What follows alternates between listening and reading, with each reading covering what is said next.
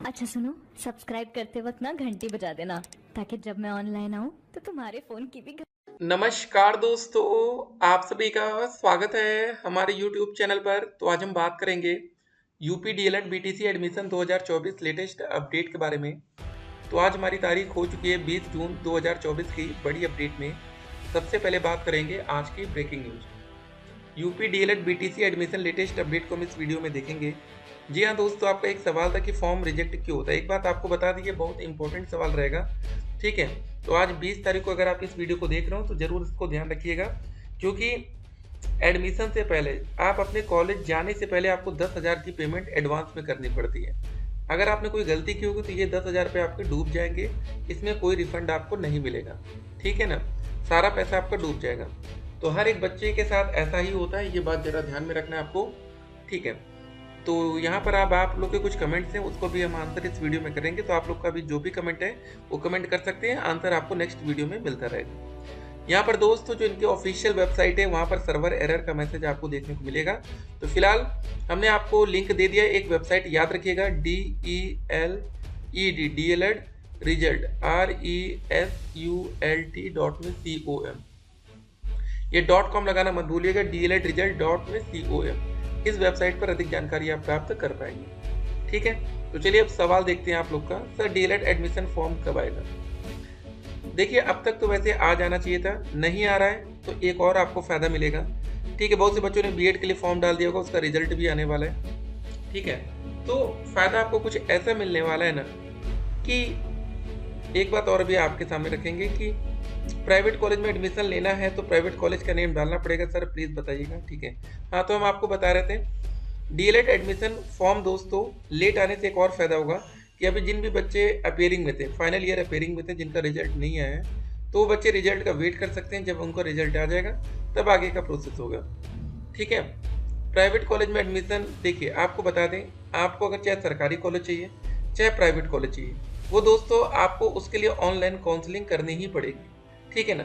उसके बिना आप नहीं जा सकते। पूरा प्रोसेस हम आपको बताएंगे, फॉर्म भरने से लेके काउंसलिंग करने तक का पूरा प्रोसेस। ये दोस्तों देखिए काउंसलिंग का प्रोसेस होता है। सबसे पहले उन बच्चों को मौका दिया जाता है जिनकी रैंक 1 से लेके 20,000 तक आती है। अगर आपकी रैंक 1 to 20,000 है तो आपको सबसे पहले मौका मिलेगा। और यहाँ पर देखिए क्या लिखा है, स्टेट रैंक 1 से लेकर 2,40,000 तक के अभ्यर्थियों को प्रशिक्षण संस्थान का विकल्प भरने हेतु 5,000 रुपये मात्र ऑनलाइन भुगतान करने की तिथि रखी है। तो दोस्त ये 5,000 रुपये पहले आपसे क्यों लिया जाता है आपको बता दें। अगर आपको ऑनलाइन काउंसलिंग में पार्टिसिपेट करना है तो 5,000 रुपये देना पड़ेगा। अगर आपको अपने मनपसंद कॉलेज मिल गया तो 5,000 और देना पड़ेगा, ठीक है।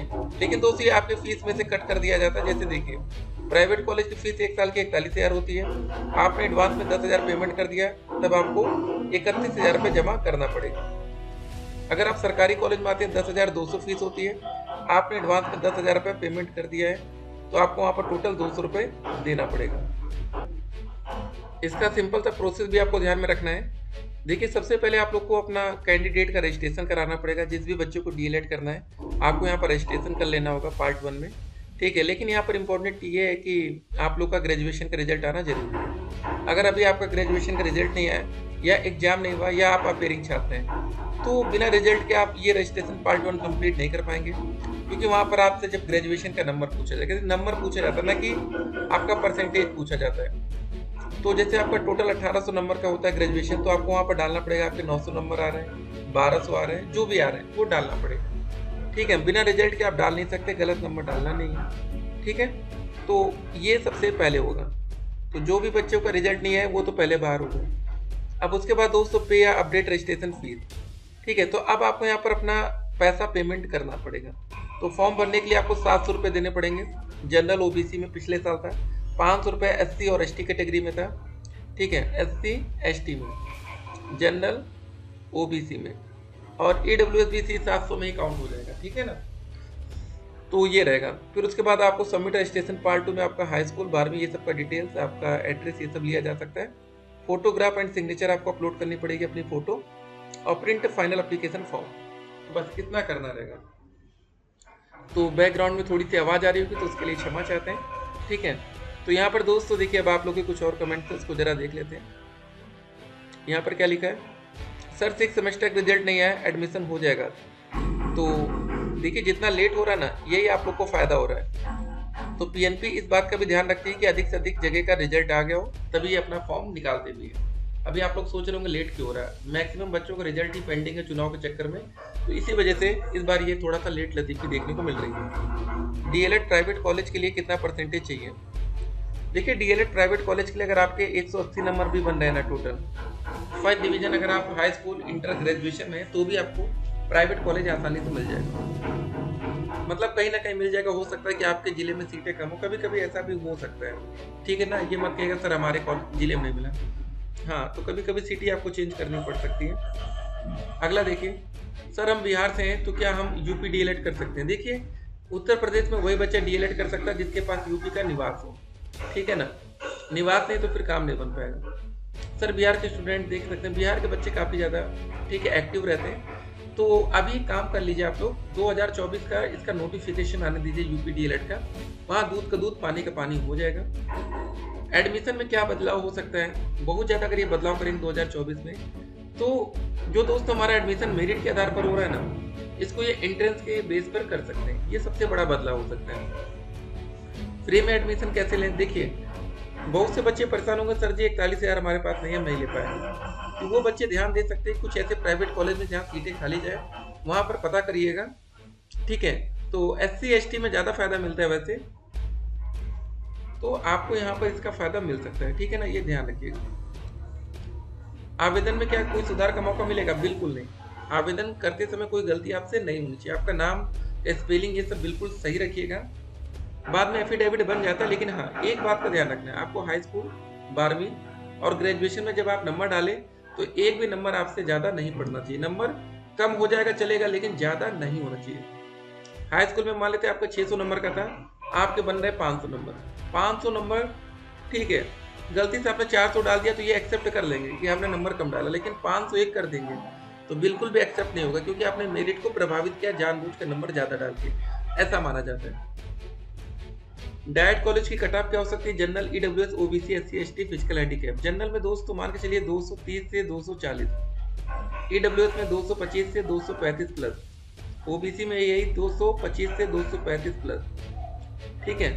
SC में दोस्तों 220 से 230 प्लस, ST फिजिकल हैंडीकैप में दोस्तों इनमें ज़्यादा कट ऑफ नहीं जाती है, इसमें फायदा मिलेगा आपको। डीएलएड करना चाहिए या बीएड करना चाहिए? देखिए डीएलएड अगर आपने कर दिया तो 1 to 5, 6 to 8 तक के आप टीचर बन सकते हैं। बीएड आपने किया 6 to 8, 9 से 10, 9 से 10 में कंडीशन रहेगी, और 6 से 8 में भी कंडीशन रहती है कि आप साइंस साइड है कि आर्ट साइड है, ठीक है ना। ये जरा ध्यान रखिएगा, 6 से 8 और 9 से 10 और 6 से 8 इसमें। 9 से 10 में तो भाई सब्जेक्ट कॉम्बिनेशन देखा जाएगा बीएड में।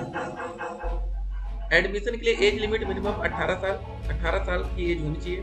फीस दोस्तों हमने बता दी है, सरकारी प्राइवेट में 10,200, प्राइवेट में 41,000। एलिजिबिलिटी क्राइटेरिया ग्रेजुएशन में मिनिमम 50% होना चाहिए, आरक्षित वर्ग में 45, इतना होना चाहिए। क्या यूपी डीएलएड करके यूपी के बाहर? जी हाँ दोस्तों, 200% आपको नौकरी मिल सकती है, बस वहाँ पर अदर स्टेट को मौका मिले और आप सीटेट की परीक्षा पास कर लीजिए। कौन सी परीक्षा? सीटेट की।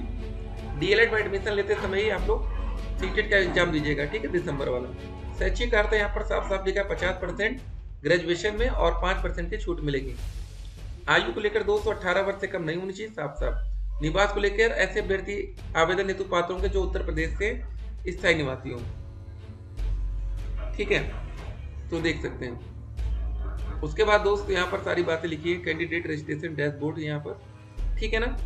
Know your state rank, generate OTP. देखिए दोस्तों यहाँ ओटीपी को आपको जनरेट करना पड़ेगा, ये इंपॉर्टेंट है। ये ओटीपी जनरेट करने के आपके 5,000 रुपये लग जाते हैं, ठीक है ना। तो इन सब बातों का आपको ध्यान रखना है।